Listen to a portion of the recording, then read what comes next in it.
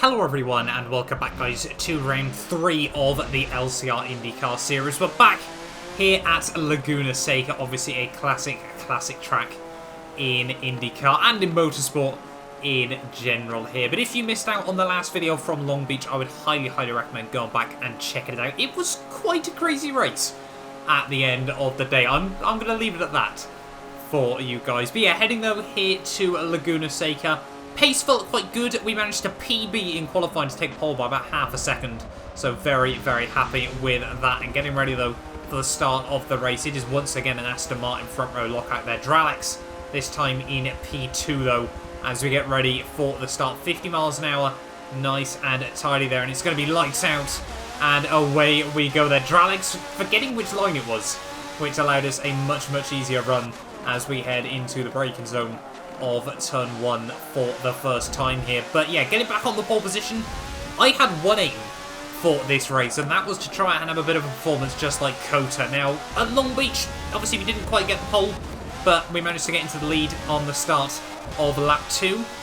I was hoping, yeah, Laguna Seca, not as bad a track for lap traffic as Long Beach, because it's just not a street circuit at the end of the day, but I was hoping we could just get a nice tidy one and pick up another win on the board. But 28 laps ahead of us, we will have to wait and see about that. I just wanted to go out this first stint. I was going to go all out attack and just really see what we could get to as we got ready for the pit stop window, and then hopefully have a margin and be able to bring it home from there. Laguna Seca though, however, it's quite a risky strategy. This track very easy to make mistakes on Forza. Obviously the sand will just completely take you out, and these cars require sim steering to get the most out of them and really to be anywhere near competitive. They're not difficult for sim twitching usually, but if you get a wheel on the sand, that could very easily be your race over there. But the end of lap 1, we do still lead the way, and just slowly over the next couple of laps, as you can see, just building up that margin ever so slightly. There are a couple of low 108s to get us settled down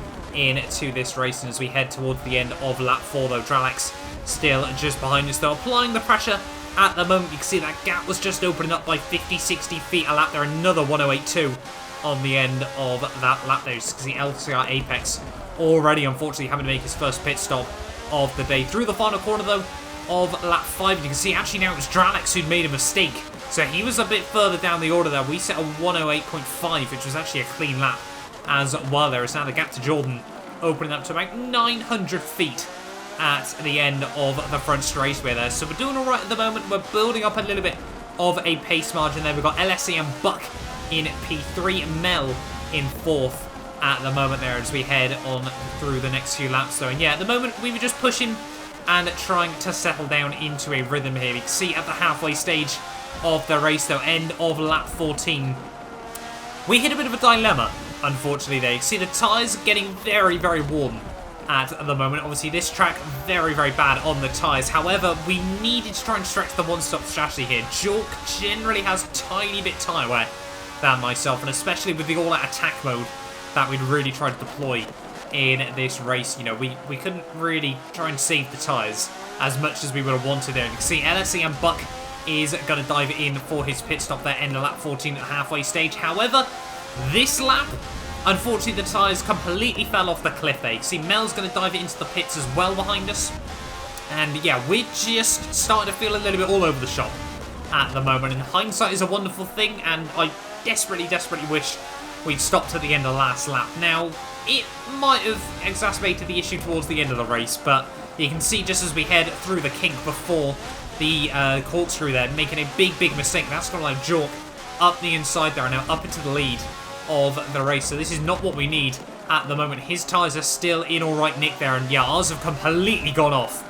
As you can see, no rotation absolutely anywhere at the moment. We're having to try and dab the handbrake to try and get the car turned in to the corners there, and you can see Jordan now has built up about an 800-foot margin by the time he comes into the pit lane there, and we have got nothing on the front end there. So these tyres really just, once they hit the cliff, they are completely gone in this race. There is nothing you can do about them whatsoever here as we dive it down into the pit lane now. We have Kez all the way up now into P3 of the race during the pit stop window there. He'd been able to drive the tyres that one lap extra as well, so we should be safe from the likes of Mel and Buck towards the end of the race. You know, we've taken these tyres a little bit longer. We've dealt with the difficult bit early on in this race there. Because as we head back out of the pit lane, though, Jordan is going to have a monster advantage over us, though.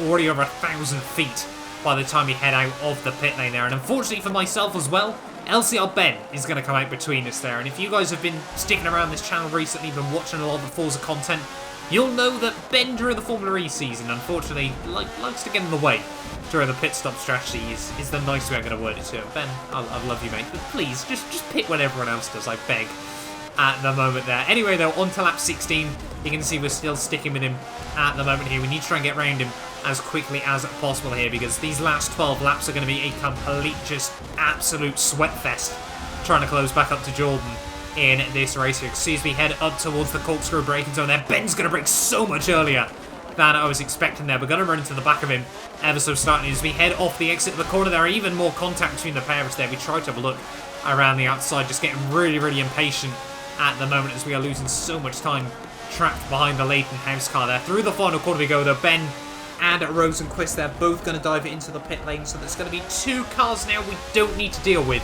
in this race there. You see the gap to Jordan, 1,700 feet at its peak there, so we have got a long, long road ahead of us if we want to try and close up this margin, and it would slowly be coming down towards the end of this race there. Skipping on towards the end of lap 20 here, you can see the gap was now down. Let's see what it opens up to at the absolute maximum here. It's still about 1,700, but then it was coming down a little bit earlier. This is the problem with having a foot counter in Forza there. It really, really was just costing us at the moment. We couldn't quite work out how much time we were taking out of Jordan at this stage of the day there. And as we head now on to the final lap of the race, you can see we're taking a good 1,000 feet out of him over these last 7 laps. So we definitely had some good pace at the moment. But, you know, 1 lap to go at 1,000 feet.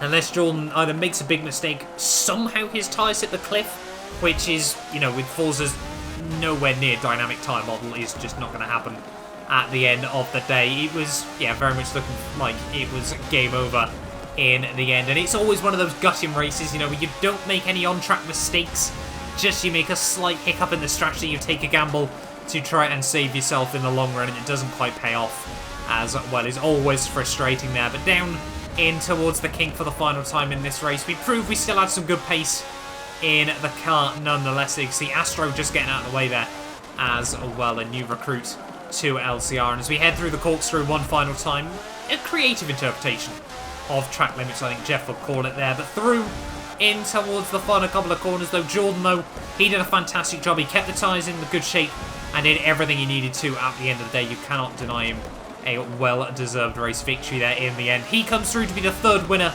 in 3 races here in the LCR IndyCar Series. We come through for our 2nd podium of the season, though, with P2. And we also bagged fastest lap of the day once again there. So, no, sorry, we didn't. It was actually Dralex who got that. So, yeah, he did a good job there as well. Unfortunately, he made a mistake early on as well there. But yeah, only 4 seconds between myself and Jordan at the end of the day. But GG's to you, buddy. A fantastic race in the end. If you're watching, like I said, you did everything you needed to at the end of the day, but can't help but feel we got a little bit lucky with the tyres as well there. Buck comes through in P3. Kez a fantastic job in 4th place there. His by far and away his best result so far of the season. Dralex, my teammate, in 5th.